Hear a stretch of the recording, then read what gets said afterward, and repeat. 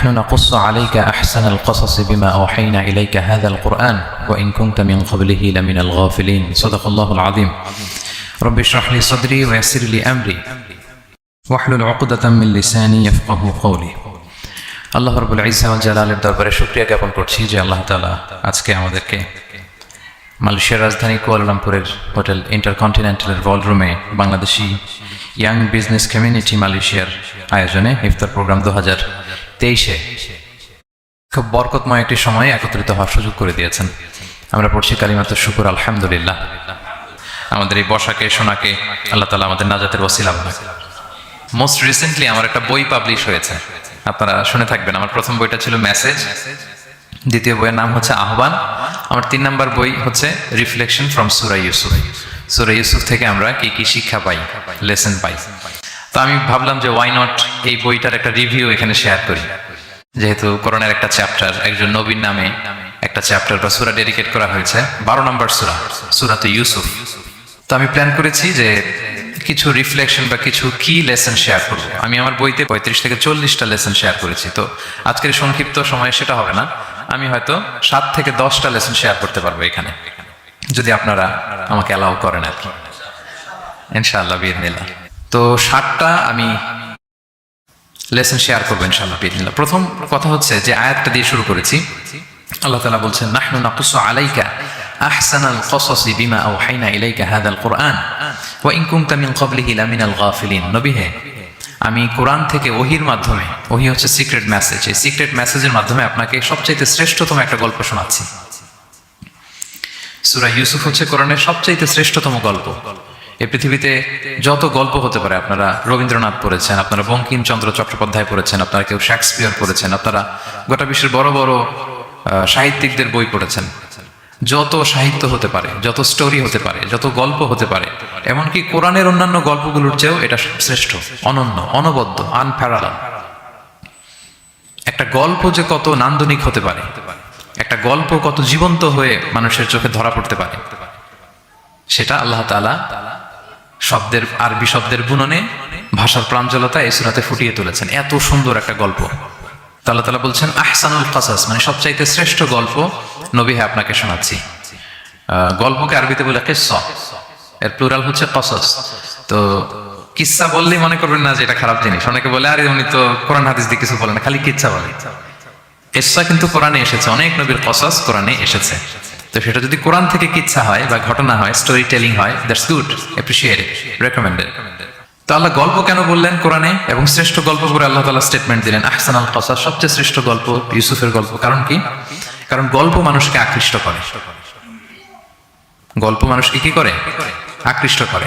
অনেক সময় দেখা যায় যে আমরা যখন তাত্ত্বিক কথা বলি, মানুষ হাই তোলে, কেউ এদিক সেদিক তাকায়, একটা জীবনী জীবনী ভাব। কিন্তু যখন ঘটনা বলি, একটা গল্প যখন শুরু করি, তখন একেবারে নড়ে চড়ে বসে সবাই, মানে কি হইলো দেখি, শেষ পর্যন্ত কোথায় যে ঠেকে। তো এই জন্য আল্লাহ তাআলা মাঝে মাঝে আমাদেরকে গল্প শুনিয়েছেন। ইহুদিদের কাছ থেকে, মদিনা ইহুদিদের কাছ থেকে একটা প্রশ্ন শিখে আসছিল কুরাইশরা।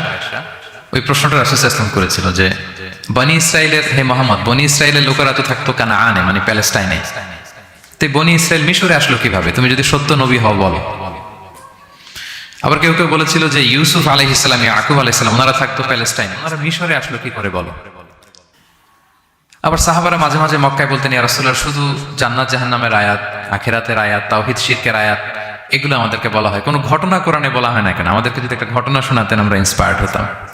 এই চাহিদা, এই প্রশ্নগুলোর আলোকে আল্লাহ তাআলা অ্যানসার হিসেবে সূরা ইউসুফকে নাজিল করেছেন। তাহলে শোনো, আহসানুল কাসাস, একটা গল্প কত মাধুর্যময় হতে পারে শোনো। এবং এর মধ্যে দিয়ে আল্লাহ তাআলা বলেছেন বনি ইসরাইল কিভাবে প্যালেস্টাইন থেকে ইজিপ্টে মাইগ্রেট করলেন।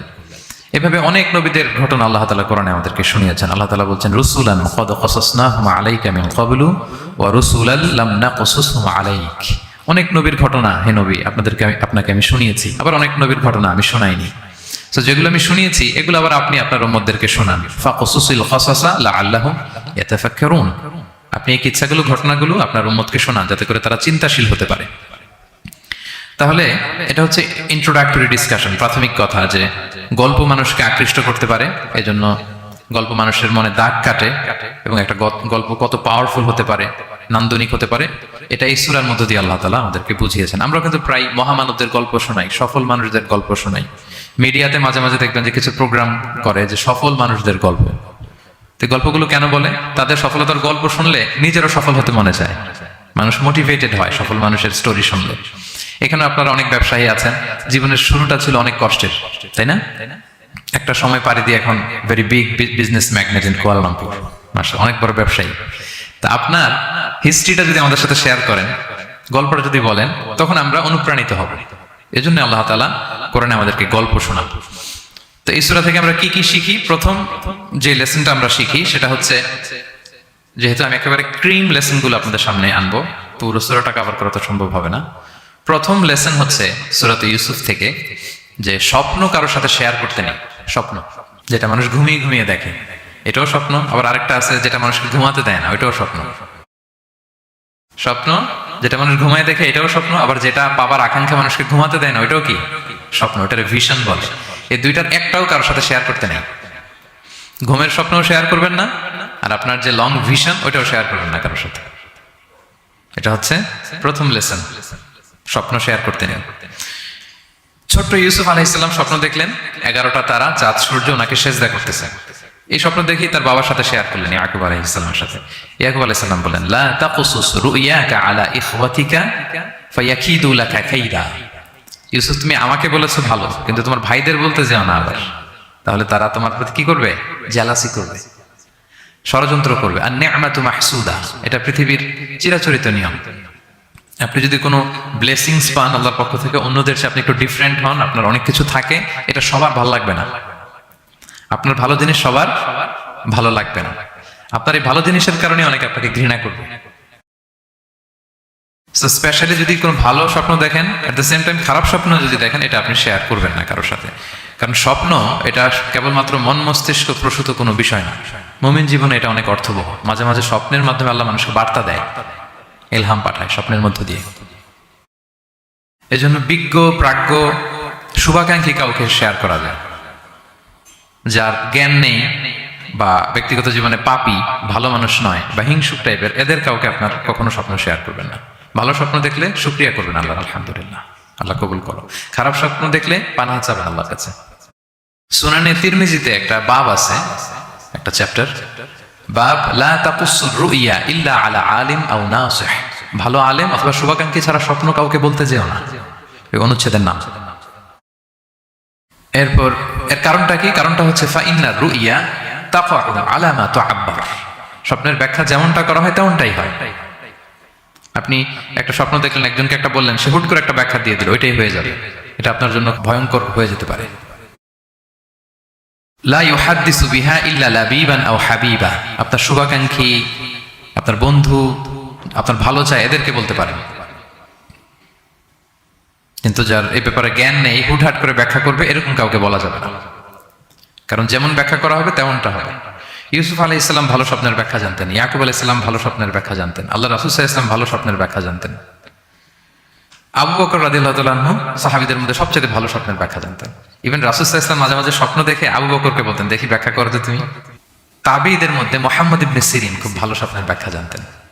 এক লোক এসে মুহাম্মদ ইবনে সিরিনকে বলল যে, আমি দেখলাম আমার ছেলে পানি খেতে খেতে পেটটা এত বড় হয়ে গেছে।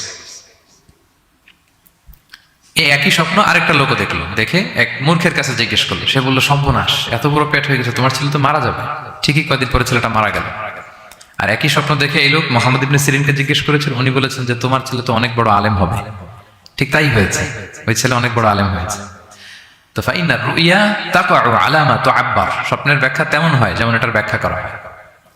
রাসূল সাল্লাল্লাহু আলাইহি ওয়াসাল্লাম একবার স্বপ্নে দেখলেন যে ওনাকে দুধ দেয়া হয়েছে, বাটিতে দুধ খাচ্ছেন, পরে আঙ্গুলের ফাঁক থেকে দুধ বেরোচ্ছে। এই সামান্য একটু দুধ রাসূল সাল্লাল্লাহু আলাইহি ওয়াসাল্লাম উমরে ফারুককে দিলেন। সাহাবারা বললেন, মাযা আউয়ালতা বিহি ইয়া রাসূলুল্লাহ, এটা তাওয়িল কি? তখন বললেন, আউয়ালতু বিহি আল ইলম, এটা দিয়ে আমি জ্ঞান বুঝিয়েছি। মানে উমরে ফারুকের আল্লাহ তাআলা অনেক জ্ঞান দিবে। স্বপ্নে কেউ দুধ খাচ্ছেন, এটা আপনার জ্ঞানের প্রতীক। রাসূল সাল্লাল্লাহু আলাইহি ওয়াসাল্লাম স্বপ্নে দেখলেন লোকজন দাঁড়ানো, কারো গায়ের জামা এতটুকু, কারো এতটুকু, কারো হাঁটু পর্যন্ত, আর উমরে ফারুক জামা একেবারে টেনে হিঁচড়ে যাচ্ছে। তো সাহাবারা বললেন, মাযা আউয়ালতা বিহি ইয়া রাসূলুল্লাহ, এই স্বপ্নের তাওয়িল কি, ব্যাখ্যা কি? রাসূল সাল্লাল্লাহু আলাইহি ওয়াসাল্লাম বললেন, আউয়ালতু বিহি আদ-দীন আত-তাকওয়া, এটা দ্বারা আমি দিনদারি বুঝিয়েছি। মানে উমরে ফারুকের দিনদারি অনেক বেশি। স্বপ্নে কেউ ছোট জামা দেখলে তার দিনদারি কমতেছে, এটার একটা আলামত। তো এই জন্য হুট করে স্বপ্নের কথা কাউকে শেয়ার করতে নেই। রাসূল সাল্লাল্লাহু আলাইহি ওয়াসাল্লাম ফজরের সালাতের পরে মসজিদে নববীতে সালাম ফিরিয়ে সাহাবাদের দিকে মুখ ফিরিয়ে বসতেন, তাসবিহ পড়তেন, এরপর জিজ্ঞেস করতেন, হাল রাআ আহাদুম মিনকুম আল বারিহাতা রুইয়া, গত রাতে কেউ কোনো স্বপ্ন টপ্ন দেখেছো নাকি? তো তখন সাহাবারা এই স্বপ্ন বলতেন, রাসূল সাল্লাল্লাহু আলাইহি ওয়াসাল্লাম ব্যাখ্যা করতেন। সুবহানাল্লাহ, কত সৌভাগ্যবান ছিলেন তারা। তাহলে স্বপ্ন বলা যাবে নাকি কাউকে? শুধু মুরাদ ভাই বলবে না, বাকিরা বলবে? স্বপ্ন বলবেন কাউকে না। খুবই শুভাকাঙ্ক্ষী, আপনার একেবারে ক্লোজ ফ্রেন্ড, তাকে বলতে পারেন। আর অনেক বড় আলেম যিনি ভালো ব্যাখ্যা করতে পারবেন, আপনাকে গাইড করতে পারবেন, তাকে বলবেন। এছাড়া বলা যাবে না। আর খারাপ স্বপ্ন তো বলাই যাবে না, আল্লাহ তাআলার কাছে পানা চাইতে হবে। তাহলে ঘুমিয়ে ঘুমিয়ে যেটা দেখি এটা কারোর কাছে বলা যাবে না। আর যেটা পাওয়ার আকাঙ্ক্ষা মানুষকে ঘুমাতে দেয় না, ওইটাও একটা স্বপ্ন। বলে না যে আমার জীবনের স্বপ্ন আমি এটা করব, এটাও স্বপ্ন। এই ভিশনও শেয়ার করা যাবে না কারোর সাথে। আপনারা তো ব্যবসায়ী মানুষ, টিপস শিখাই দিয়ে কিছু। বিশাল বড় একটা কিছু প্রজেক্ট নিছেন, শুরু করার আগে আপনি বলে ফেলছেন শেষ, আর এটা হবে না। দেখবেন যে এখান থেকে কনস্পিরেসি, ওইখান থেকে শত্রুতা, ওইদিকে এটা করছে ওইটা করছে, আপনি আর আগাতেই পারবেন না। দুঃখজনক হলেও সত্য, আমরা বাংলাদেশিরা তো এগুলোতে অভ্যস্ত। সবার মধ্যে কম বেশি জেলাসি কাজ করে ন্যাচারালি, আমাদের বাংলাদেশিদের এটা আরো বেশি। আমি আমার প্রায় আলোচনাতে বলি যে আমাদের জাতীয় খেলা হাডুডু হওয়ার কারণ হচ্ছে এই খেলার ধরনটাই এমন। একজন সামনে যেতে চায়, 10 জন পা ধরে পিছনে টানতে চায়। তো একটা গল্প শুনেছিলাম এরকম, যে এক লোক জাহান্নাম ভিজিট করতে গেছে। এক এক দেশের লোকদের জন্য এক এক জাহান্নাম, প্রত্যেক জাহান্নামের উপর একজন রক্ষী ফেরেশতা। তো দেখতেছে যে একটা জাহান্নামের আশেপাশে কোনো রক্ষী ফেরেশতা নেই। তো বললো যে সব জাহান্নামের উপরে রক্ষী ফেরেশতা যাতে বেরোতে না পারে কেউ, এই জাহান্নামের কোনো রক্ষী ফেরেশতা নাই কেন? এটা কোন দেশের? বলতেছে এটা বাংলাদেশের জাহান্নাম। কেউ যদি কোন রকম বের হইতে চায়, বাকিরা টেনে আবার ঢুকায় ফেলবে, বেরোয়া যাবে না এখান থেকে। তো এটা নাকি বাংলাদেশের জাহান্নাম। এটা জাস্ট একটা মজার ছলে গল্প করলাম আর কি। তো আপনি আপনার ভিশন শেয়ার করলে বিপদে পড়ে যাবেন। আপনি প্রপার হোমওয়ার্ক করবেন, গ্রাউন্ড ওয়ার্ক করবেন, কাউন্সিলিং করবেন, প্রজেক্ট দাঁড় করাবেন, লঞ্চিং প্রোগ্রামের দিন সবাইকে জানাবেন। সব রেডি, এবার আর কেউ কিছু করতে পারবেন, এটা দাঁড়ায় গেছে, সব রেডি আমার। লঞ্চিং জাস্ট একটা ফর্মালিটিস, তারপরে আমার কাজ শুরু হবে। কিন্তু আপনি আগেই যদি সবাইকে জানায় ফেলেন, হবে? এটা হবে না। এটা হচ্ছে 1 নম্বর লেসন, স্বপ্ন শেয়ার করতে নেই। এই লেসনটাকে ক্লিয়ার প্রিয় ভাই এবং বোনেরা? আচ্ছা, মুভিং অন, 2 নম্বরে চলে যাই। সূরা ইউসুফের 2 নম্বর লেসন হচ্ছে চরিত্র হচ্ছে মানব জীবনের সবচেয়ে দামি সম্পদ, আপনার ক্যারেক্টার। আমরা ছোটবেলায় পড়েছি না যে when money is lost nothing is lost, health is lost something is lost, character is lost, সব শেষ। এটা অনেক দামি সম্পদ। সো এই মোরাল স্ট্যান্ডার্ড বা আপনার এথিক্স, এটাতে কোনো কম্প্রোমাইজ করা যাবে না। চরিত্র শেষ তো সব শেষ। বিশেষ করে যুবক ভাইয়েরা, আপনারা অনেক যুবক আছেন এখানে দেখতে পাচ্ছি। এই চারিত্রিক উন্নত চরিত্র, এটা আল্লাহ তাআলার কাছে অত্যন্ত প্রিয়। এবং যারা চরিত্র হেফাজত করতে চায়, যে যুবক, আল্লাহ তাআলা তাদেরকে সাহায্য করা নিজের জন্য অবধারিত করেছেন, তাকে হেল্প করা, যে নিজের চরিত্র বাঁচাতে চায়। রাসূল সাল্লাল্লাহু আলাইহি ওয়াসাল্লাম বলেছেন, সালাসাতুন হাক্কুন আলাল্লাহি আউনুহুম, 3 শ্রেণীর ব্যক্তিকে সাহায্য করা আল্লাহ নিজের উপর আবশ্যক করেছেন। এর মধ্যে এক শ্রেণী হচ্ছে ওয়ান্নাকিহ আল্লাযী ইউরিদুল আফাফ, এমন যুবক যে বিয়ে করে নিজের চরিত্র হেফাজত করতে চায়। সেম গোস টু ফিমেল, নারীদের ক্ষেত্রেও একই কথা। প্রত্যেকের ক্ষেত্রে, যুবক যুবতী প্রত্যেকের জন্যই তার চরিত্রটা তার জীবনের সবচাইতে দামি সম্পদ। এবং এটা হেফাজতের একমাত্র মাধ্যম হচ্ছে বিয়ে। বিয়ে হচ্ছে আমাদের চরিত্র হেফাজতের রক্ষা কবচ। এবং রাসূল সাল্লাল্লাহু আলাইহি ওয়াসাল্লাম যুবক যুবতীদেরকে উদ্দেশ্য করে বলেছেন যে ইয়া মা'আশারাশ শাবাব, হে যুবক যুবতীরা, মান ইসতাতা'a মিনকুমুল বাআতা ফালিয়াতাযাওয়াজ, তোমাদের যাদের সক্ষমতা আছে তোমরা বিয়ে করে ফেলো। টাইমলি ম্যারেজ আমরা সব সময় বলি, সময় মতো করতে হবে। ফাইন্নাহু আগাদ্দু লিল বাসার, বিয়ে করলে দৃষ্টি সংযত হয়। ওয়া আহসানু লিল ফারাজ, প্রাইভেটস এটা হেফাজতে থাকে, লজ্জাস্থান। ওমান লাম ইয়াস্তাতি', যদি কারো সক্ষমতা না থাকে, ফাআলাইহি বিস-সাওম, সে যেন রোজা পালন করে। ফাইন্নাহু লাহু বিজা, এটা তার জন্য ঢাল স্বরূপ। তাহলে অন টাইমে ম্যারেজের কথা রাসূল সাল্লাল্লাহু আলাইহি ওয়াসাল্লাম আমাদেরকে বলেছেন। এবং এই যৌবন, এটা কিন্তু একটা হিউজ এনার্জি। ইয়ফ, আপনাদের নামও তো দিয়েছেন কি Bangladeshi young business community Malaysia presents. তো আপনারা হচ্ছেন সবাই এখানে যুবক, তাগড়া যুবক। এই যৌবন, 5টা প্রশ্নের উত্তর না দিয়ে কিয়ামতের ময়দানে মানুষ পা নাড়াতে পারবে না। এর মধ্যে একটা প্রশ্ন হচ্ছে, তোমার জীবনের যে মাহেন্দ্রক্ষণ যৌবন, এটা তুমি কিভাবে কাজে লাগিয়েছো? তোমার ইয়ুথ, এটার ব্যাপারে আপনি জিজ্ঞাসিত হবেন। এই যৌবনটা, এটা আমাদের কাছে আমানত। এজন্য রাসূল সাল্লাল্লাহু আলাইহি ওয়াসাল্লাম অসংলগ্ন দৃষ্টিপাত করতে আমাদেরকে নিষেধ করেছেন, দৃষ্টি যাতে আমরা হেফাজত করে। এবং তিনি বলেছেন দুইটা অঙ্গের গ্যারান্টি যদি আমাকে কেউ দেয় যে এই দুই অঙ্গের পাপ কেউ করবে না, আমি নবী তাকে জান্নাতের গ্যারান্টি দেই। মাইয়াদমান লি মা বাইনা লিহিয়াইহি ওয়া মা বাইনা রিজলাইহি আদমান লাহুল জান্নাহ। দুই অঙ্গ কোনটা? দুই চোয়ালের মাঝখানে যেটা থাকে মানে জিহ্বা, আর হচ্ছে দুই পায়ের মাঝখানে যেটা থাকে মানুষের প্রাইভেট। এই দুই অর্গান, দুই অঙ্গের পাপ যদি কেউ করবে না বলে আমি নবীকে গ্যারান্টি দেয়, আমি নবী তাকে জান্নাতের গ্যারান্টি দেয়। এই দুই অঙ্গ দিয়ে বেশি পাপ হয় মানুষের, খেয়াল করে দেখবেন বেশি পাপ হয়। তো এই জন্য ইসলাম বিবাহ বহির্ভূত সকল সম্পর্ককে হারাম করেছে, বিয়েকে হালাল করেছে। বিয়ের মধ্যে প্রশান্তি আছে, প্রাপ্তি আছে, দায়িত্বশীলতা আছে। অনেকে বলে যে আমি লিভ টুগেদার করবো, এখানে ইসলামের এত সমস্যা কেন? আমি আমার সূরা নূরের একটা লাইভ সিরিজ করতেছি, ওখানে বিস্তারিত বলেছি যে এখানে অনেক সমস্যা আছে। আপনি এই বাংলাদেশের পার্সপেক্টিভে যদি বলি, ঢাকা মেডিকেলের ডাস্টবিনে প্রায় নবজাতক বাচ্চা পাওয়া যায়, পত্রিকায় আসে, হয় জীবিত নয় মৃত। তো ওই যে বাচ্চাটা যে আপনি প্রাণ নষ্ট করলেন, এই অধিকার কি আমার আছে? নাই। কারো প্রাণ হরণের অধিকার তো আমার নেই। আর বাচ্চাটা যদি জীবিত থাকে, এবার তার লাইফটা দেখেন কিরকম, কত হ্যাসেল। তার কোনো হিস্ট্রি নাই, তার হিস্ট্রি ইজ মিসিং। তার বাবা নাই, তার মা নাই। আমাদের প্রত্যেকের বাবা মা আছে, আমাদের একটা জেনেটিক্যাল ইনহেরিটেন্স আছে। আমার 14 পুরুষের জেনেটিক্যাল অ্যাট্রিবিউটস নিয়ে আমি বড় হয়েছি, আমার হিস্ট্রি আছে, তার হিস্ট্রি মিসিং। আর ইসলাম লিনিয়েজ মানে বংশকে প্রিজার্ভ করাকে খুব গুরুত্ব দেয়, এটা জরুরি। আমি একটা মেয়েকে বিয়ে করবো, ওর বাবাকে দাদাকে না জানলে আমি কিভাবে বুঝবো যে তার হিস্ট্রি কি? একটা ছেলেকে কেউ বিয়ে করবে, তার বাপ দাদা 14 পুরুষ হিস্ট্রি না জানলে, তার গ্রাম নাই, তার নাম নাই, তার পরিচয় নাই। তো এই জন্য ব্যাপারটা যত সহজে আমরা বলি যে লিভ টুগেদার করলে অন্যের সমস্যা কি? মিউচুয়াল কনসেন্ট তো আছে, পারস্পরিক সম্মতির ভিত্তিতে রিলেশন হলে সমস্যা কোথায়? এইখানে সমস্যা। লিনিয়েজ প্রিজার্ভ করা যায় না, তার রাইটস ভায়োলেট হয়। ছোট্ট ছেলে মেয়েরা তাদের মায়ের আদর পাবে, বাবার আদর পাবে, এটা তার অধিকার না? তো যে ছেলেটা ডাস্টবিনে পড়ে রইলো, লেটস সে কোনো অরফ্যান হাউস তাকে নিয়ে আসলো, এতিমখানা, তো সে কি বাবা মায়ের আদরটা পায়?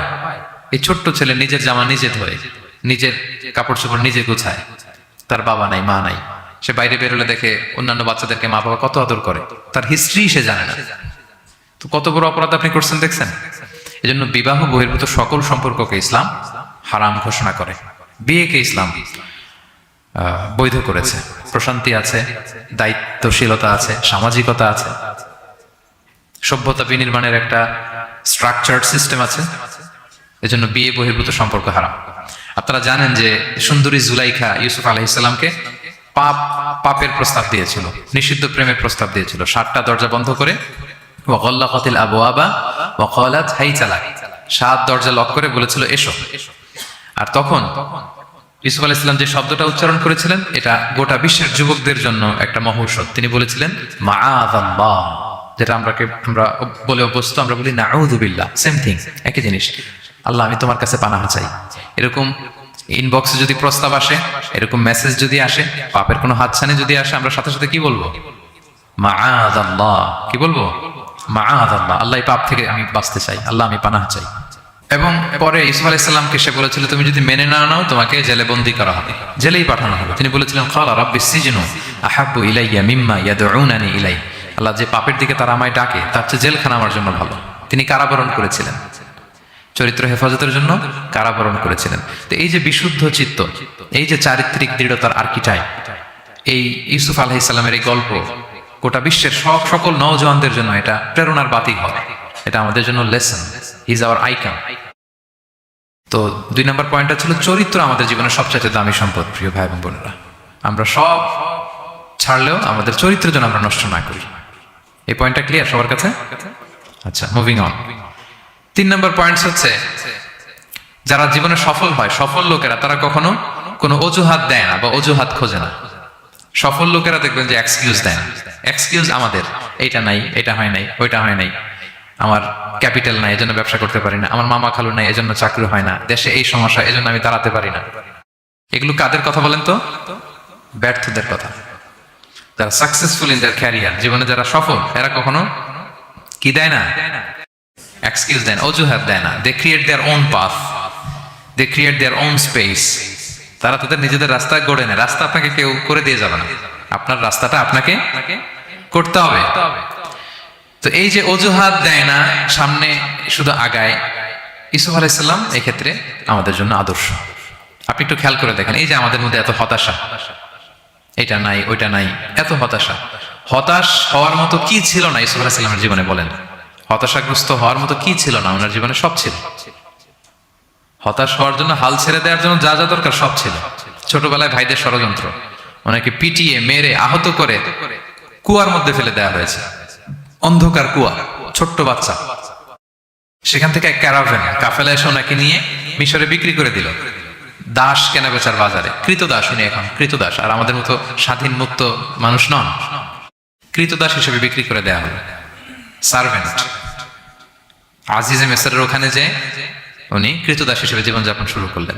নারীর ছলনায় এখানে ফিতনার সম্মুখীন হলেন, কারাবরণ করলেন। হতাশ হওয়ার মতো কি ছিল না? বলেন, সব ছিল। উনি তো হাল ছেড়ে দিলে, ইউসুফ আলাইহিস সালামের সবার আগে হাল ছেড়ে দেওয়ার কথা ছিল। কুয়ার মধ্যে যখন পড়ছে, খালাস, আমি শেষ, আমার তো জীবনে আর কোনো আলো নাই। দাস কেনাবেচার বাজার যখন বিক্রি, তখনই তো হাল ছেড়ে দেওয়ার মতো, আমার জীবন তো শেষ, মুক্ত জীবন তো আর নাই।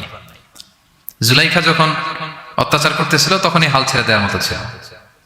জেলখানায় মোর দেন আ ডেকেড, 12 বছর জেলখানায় ছিল, মানে মোর দেন 10 ইয়ার্স, 10 বছরের বেশি।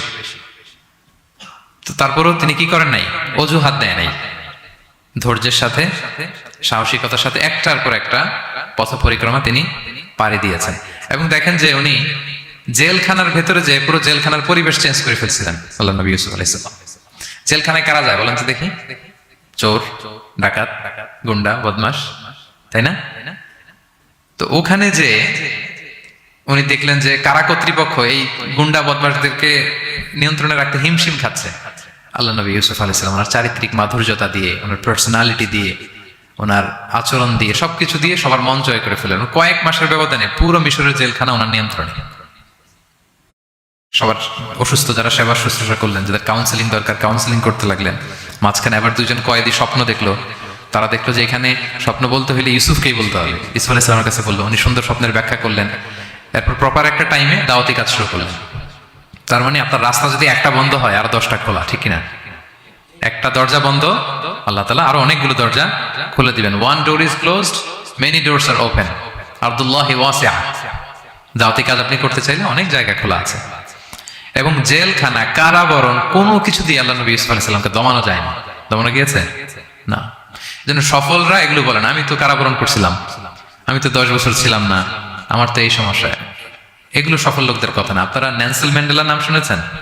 সাউথ আফ্রিকার প্রথম প্রেসিডেন্ট। উনি কত বছর কারাবরণ করেছিলেন জানেন? 27 বছর। 27 বছর উনি জেলখানায় ছিলেন। আজকে ওনার মৃত্যুর এত বছর পরেও কুয়ালালামপুরের ইফতার প্রোগ্রামে ওনার কথা আমরা স্মরণ করতেছি। কি সাকসেসফুল না? অত দূরে যাওয়ার দরকার নেই। আমি যদি এই দেশের দিকে তাকাই, what about the honourable prime minister Anwar Ibrahim? কয় বছর? প্রায় 8 বছর। পরে রয়্যাল পার্ডনে সব মিলাই টিলে 8 বছরের মতো উনি কারাজীবন কাটিয়েছেন। তো সফল হতে কোনো সমস্যা হয়েছে? Now he is the prime minister of Malaysia. সুবহানাল্লাহ।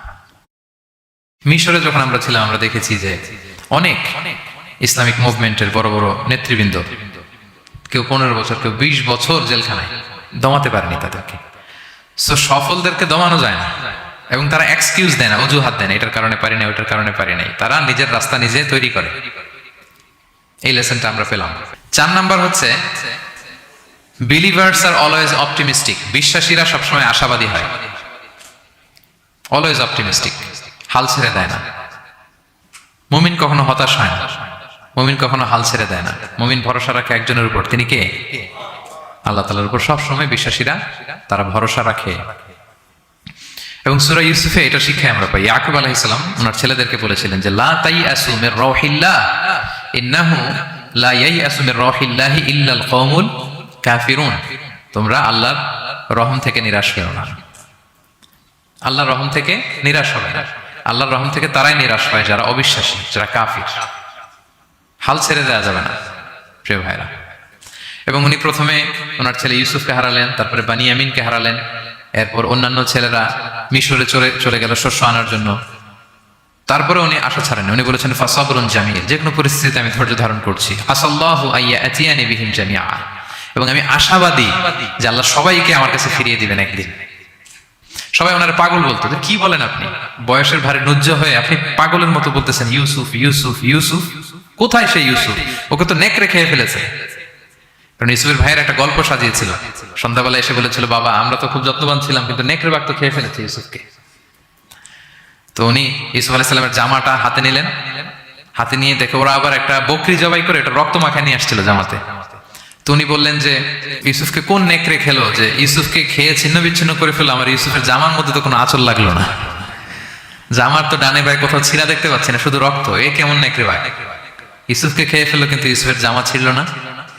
আপনারা জানেন যে জুলাইখা যখন ইউসুফ আলাইহিস সালামকে জোর করে পেতে যাচ্ছিল, আল্লাহ নবী ইউসুফ আলাইহিস সালাম চরিত্র বাঁচানোর জন্য দৌড় দিলেন ইলা নাহিয়াতিল বাব, দরজার দিকে, আর আল্লাহ তাআলা দরজা খুলে দিতে লাগলেন। সপ্তম দরজার সামনে এসে জুলাইখা ইউসুফ আলাইহিস সালামকে পেছন থেকে ধরে ফেললেন, ধরে যখন টান দিলেন পিছনে জামা ছিঁড়ে গেল। তো সামান্যই জোরাজোরিতে জামা ছিঁড়ে যায়, আর একটা নেকড়ে একটা মানুষকে চিড়ে খুঁড়ে খাবে, তার জামা ছিঁড়বে না? ছিঁড়বে। ওই জামা দেখেই উনি আন্দাজ করে ফেলছেন যে এটা মিথ্যা কথা, আমার ইউসুফকে নেকড়ে বাঘ খায়নি। এই যে অপরাধীরা যখন অপরাধ করে তারা সব আলামত মুছতে পারলো, একটা আলামত বাকি থেকে যায়, কোনো না কোনো আলামত থাকবে যেটা রেশ ধরে সিআইডিরা, ক্রিমিনাল ইনভেস্টিগেশন ডিপার্টমেন্টের লোকেরা তারা অপরাধীকে শনাক্ত করে ফেলে। তো ছোটবেলায় ইউসুফ আলাইহিস সালামকে হারালেন, এরপরে বানিয়ামিনকে হারালেন, এরপরে ছেলেরা গেল শস্য আনতে, কেউ নাই ওনার পাশে, কিন্তু উনি বললেন যে আমি বিশ্বাস করি, আমি আশাবাদী। উনি বলেছিলেন আমি আশাবাদী যে আল্লাহ তাআলা সবাইকে একদিন আমার কাছে ফিরিয়ে দেবেন, এবং তাই হয়েছে। সবাইকে আল্লাহ তাআলা ওনার কাছে এনে দিয়েছিলেন এবং ওনারা সবাই মিশরে চলে গিয়েছিলেন। এক মহা পুনর্মিলন হয়েছিল পিতা পুত্রের সেদিন, দীর্ঘ প্রায় 30-40 বছর পর। তো এই জন্য আমরা সবসময় আশাবাদী থাকবো, optimistic, never be pessimistic, try to B optimistic always. সবসময় আপনি আশাবাদী হবেন। রাসূল সাল্লাল্লাহু আলাইহি ওয়াসাল্লাম সবসময় আশাবাদী থাকতেন। যে কোনো একটা দিকে নেগেটিভিটি থাকবে, পজিটিভিটি থাকবে, আপনি কোনটা নেবেন? পজিটিভটা আপনি নেবেন। একটা উদাহরণ আছে না, যে এরকম একটা গ্লাসের অর্ধেক যদি পানি থাকে, কেউ দেখে অর্ধেক খালি, কেউ দেখে অর্ধেক পানি ভর্তি, তো আপনি অর্ধেক যে পানি ভর্তি ওইটা খেয়াল করবেন, আশাবাদী হবেন। আশাবাদী লোকদেরকে আল্লাহ তাআলা পছন্দ করে। নিরাশ হয় যারা কাফির, অবিশ্বাসী তারা। আর শয়তানের সবচেয়ে বড় মিশন হচ্ছে আমাদেরকে হতাশ বানানো। আমাদেরকে কি বানানো? সে আমাদেরকে হতাশ বানাইতে পারলে সে সাকসেসফুল। সে আমাদেরকে বোঝাতে থাকে এত পাপ করেছিস, আল্লাহকে তোরে মাফ করবে? মনে হয় করবে না।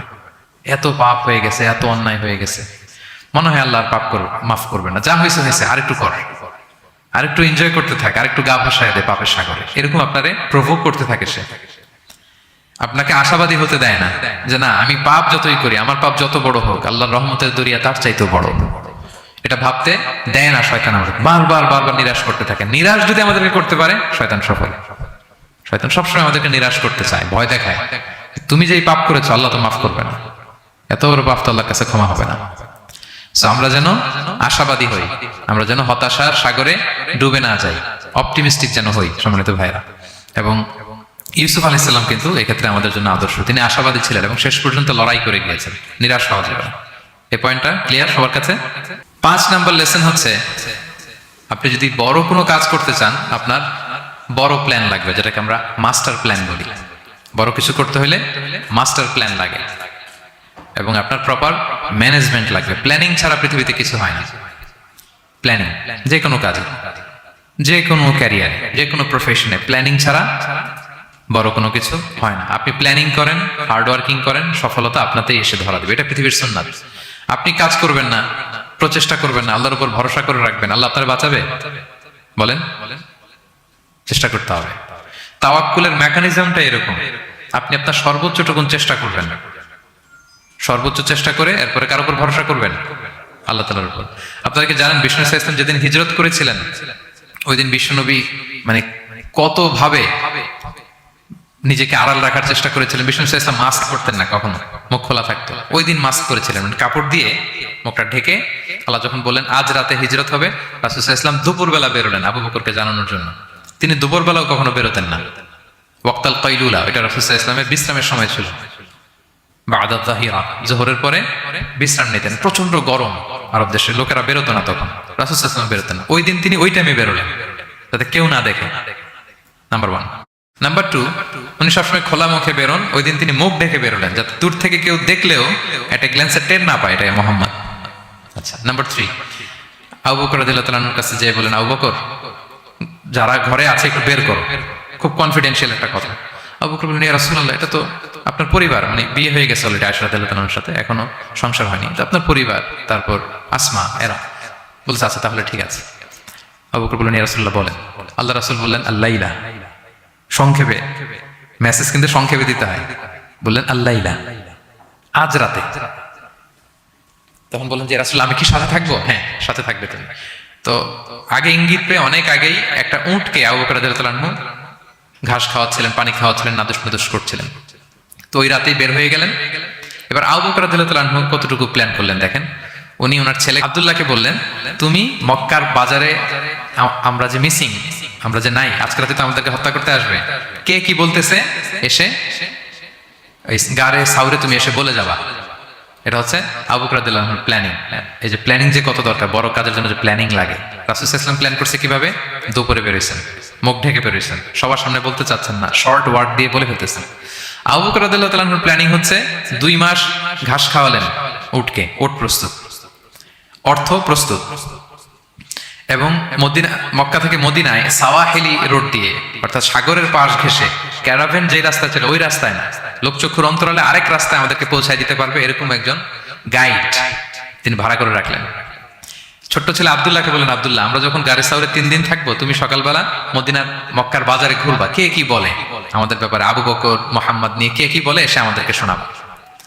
তো ছোট্ট ছেলে আব্দুল্লাহ যখন এই তথ্য দিয়ে যাবে, আব্দুল্লাহর ফুটপ্রিন্ট থাকবে না, বের হয়ে মরুভূমি দিয়ে হেঁটে গারে সাউর আবার হেঁটে, তো ফুটপ্রিন্ট কেউ ফলো করলে তো সোজা আল্লাহ রাসূল এবং আবু বকরের কাছে পৌঁছে যাবে। উনি প্ল্যান বিও করে রাখলেন যে আব্দুল্লাহ যখন আমাদেরকে ইনফরমেশন পৌঁছে চলে আসবে, তিনি আরেকজনকে ঠিক করে রাখলেন যে তুমি আমার ছাগলগুলো ওই রাস্তায় একটু চড়াবা, তখন ছাগলের ফুটপ্রিন্ট থাকবে, ছোট্ট আব্দুল্লাহর পায়ের যে ছাপ, ফুটপ্রিন্ট ওইটা আর থাকবে না। সুবহানাল্লাহ বিহামদি, কি প্ল্যান! ঠিকই আব্দুল্লাহ যেত, ফুটপ্রিন্ট পড়তো, এরপর তার রাখাল এসে ছাগল চড়াতো ওখানে, ফলে এখন শুধু ছাগল হাঁটার দাগ, ছোট্ট বাচ্চার আর দাগ নেই। এভাবে ওনারা হিজরত করেছেন, এরপরে তাওয়াক্কুল করেছেন আল্লাহর উপর। আর আমরা বলি যা করে আল্লাহ, আল্লাহর উপর তাওয়াক্কুল করলাম, এরকম বলি না? যা হবে হবে, এটা তাওয়াক্কুল হয়েছে? আমরা টিপিক্যাল বাঙালি মুসলমানরা কি বলতাম? আমি আল্লাহর নবী, আমি কাফিরদের নাকের ডগার উপর দিয়ে যাব, দেখি কে ঠেকায়, কার শক্তি বেশি, কুরাইশদের শক্তি বেশি না আল্লাহর শক্তি বেশি, এরকম বলতাম না? যে আমি রাতের বেলায় কেন যাবো, আমি দিনের বেলায় আবু জাহেলের নাকের ডগার উপর দিয়ে হেঁটে যাবো, দেখি কার শক্তি বেশি, আমার আল্লাহ বড় নাকি আবু জাহেল বড়। এরকম সস্তা কিছু আবেগিক কথা আমরা বলতাম। কিন্তু বিষ্ণু ঈসা ইসলাম কিরকম প্ল্যানিং করেছেন দেখেন, ওনার রোলটা উনি প্লে করেছেন, এবং সব শেষে ভরসা করেছেন কার উপর? আল্লাহ তাআলার উপর। তাহলে প্ল্যানিং, বড় কাজ করতে হলে আপনাকে প্ল্যানিং লাগবে। উনি কি প্ল্যান করলেন শোনেন। উনি যখন জেলখানায় ছিলেন, রাজা একটা স্বপ্ন দেখলেন যে 7টা গাভী হৃষ্টপুষ্ট, তাদেরকে গিলে খেয়ে ফেলতেছে 7টা জীর্ণ শীর্ণ গাভী, আর 7টা সবুজ গমের শীষ, 7টা শুকনো গমের শীষ। এই অদ্ভুত স্বপ্ন দেখে উনি হয়রান, ঘুম ভেঙে গেল, ডাকলো সবাইকে, কেউ স্বপ্নের ব্যাখ্যা বলতে পারে না, সবাই বলতেছে আদগাস আহলাম, এটা অলীক স্বপ্ন, এর ব্যাখ্যা আমরা জানি না। তখন একজন বলল, রাজার যে সাকিল মালিক, সে বলল, একজন আছে জেলখানায় আমার সাথে পরিচয় হয়েছিল, তার নাম ইউসুফ, ও পারবে। ইউসুফ আলাইহিস সালামকে বলা হলো, ইউসুফ আলাইহিস সালাম ব্যাখ্যা দিলেন, 15 বছরের মাস্টার প্ল্যান জানাই দিলেন রাজাকে। কয় বছরের? উনি বললেন যে প্রথম 7 বছর কি করবা? ক্বালা তাজরাউনা সাবআ সিনিনা দাআবা। প্রথম 7 বছর উনি বললেন যে একটা দুর্ভিক্ষ আসছে, ভয়ঙ্কর দুর্ভিক্ষ, ড্রট।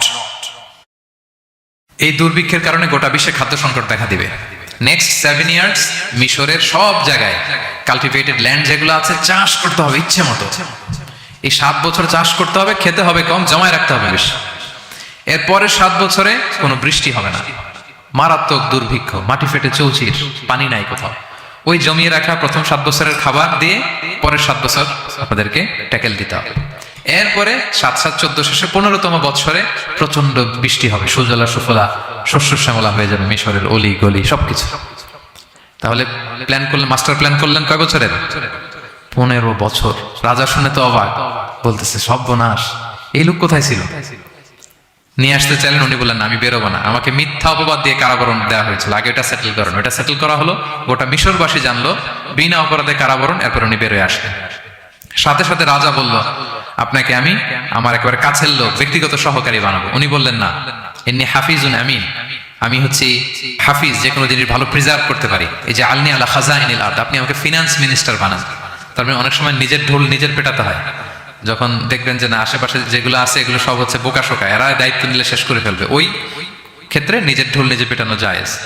তো ইউসুফ আলাইহিস সালাম দেখলেন যে আমি যদি এটার রেসপন্সিবিলিটি নেই তাহলে এই মাস্টার প্ল্যান আমি বাস্তবায়ন করতে পারবো। উনি বললেন আমাকে ফিনান্স মিনিস্টার অফ ইজিপ্ট বানান, অর্থ মন্ত্রণালয়ের দায়িত্ব দেন। দেয়া হলো ওনাকে, এবং রাজাও দেরি করলেন না, মুহূর্তের মধ্যে ফিনান্স মিনিস্টারের দায়িত্ব দিয়ে দিলেন। এটাকে বলে ম্যারিটোক্রেসি। ইংরেজিতে কি বলে? ম্যারিটোক্রেসি, মানে পদ দেয়া হবে ম্যারিটের ভিত্তিতে। সিঙ্গাপুরের 3টা বা 4টা ন্যাশনাল পলিসির মধ্যে একটা হচ্ছে ম্যারিটোক্রেসি। তারা এত আগায় যায় কেন? ছোট্ট সিঙ্গাপুর আগায় যাচ্ছে এত।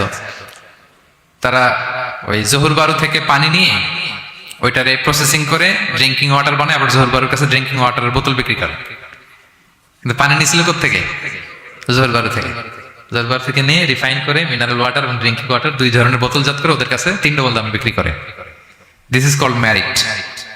আর সিঙ্গাপুরের রাষ্ট্রীয় পলিসির মধ্যে একটা হচ্ছে ম্যারিটোক্রেসি, মানে মেরিটের ভিত্তিতে পদ পাবে। এখানে চাচা মামা খালুর ফোন কলে কাজ হবে না, এখানে দলীয় কোনো কিছুর কাজ হবে না। এজন্য এরা হু হু করে আগাচ্ছে শুধু সামনের দিকে। এই ম্যারিটোক্রেসির ফর্মুলা ফলো করেছিলেন দ্য কিং অফ ইজিপ্ট।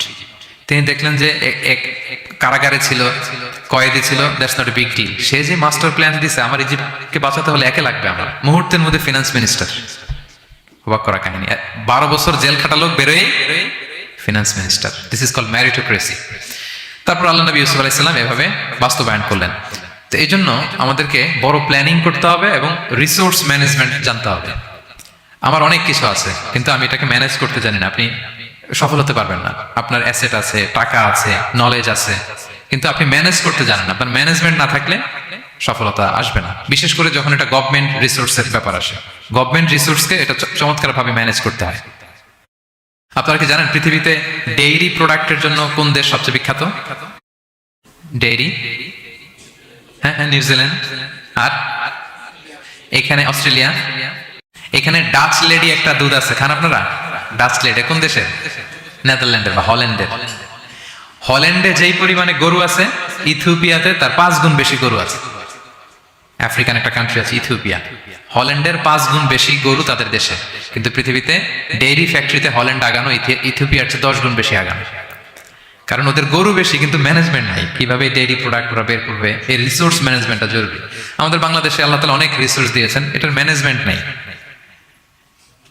আমাদের এই যে Cox's Bazar the longest sea beach, অনেককে বললে চিনেও না। আমি অনেক জায়গায় বলেছি যে গর্ব করে যে আমাদের তো লংগেস্ট সি বিচ, জানো কোথায় আবার এটা লংগেস্ট সি বিচ? চিনেই না কক্সবাজারকে।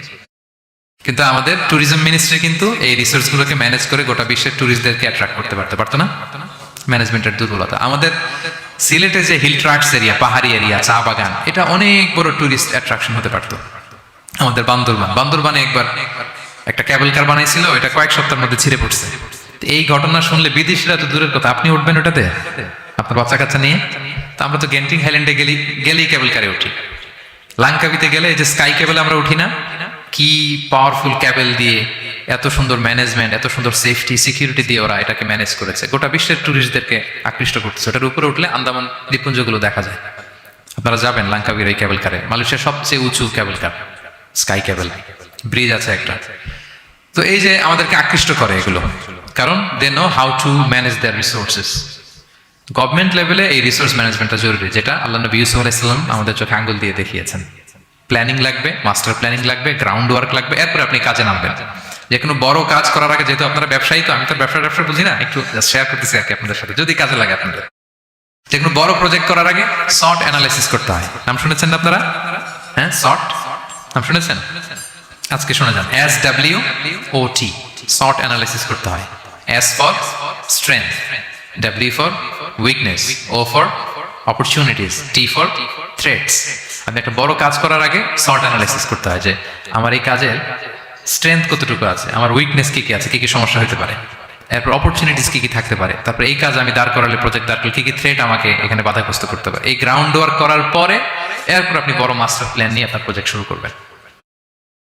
প্ল্যানিং বড় প্রজেক্টের জন্য অনেক জরুরি, এবং রিসোর্স ম্যানেজমেন্ট, বিশেষ করে গভর্নমেন্ট রিসোর্সের ক্ষেত্রে এটা খুবই জরুরি। এবং আল্লাহ নবী ইউসুফ আলাইহিস সালামের জীবনী থেকে এই লেসন কিন্তু আমরা পাই। এই পয়েন্টটা কি ক্লিয়ার সবার কাছে? 5 নাম্বার পয়েন্ট একটু কঠিন হয়ে গেল নাকি? ক্লিয়ার? 6 নম্বর পয়েন্ট হচ্ছে এ দাঈ ইজ অ্যান অপরচুনিটি সিকার। আল্লাহ নবী সাল্লাল্লাহু আলাইহি ওয়াসাল্লামের জীবনী থেকে আমরা শিখতে পারি যে একজন দাঈ হচ্ছে সুযোগ সন্ধানী, পজিটিভ অর্থে আর কি।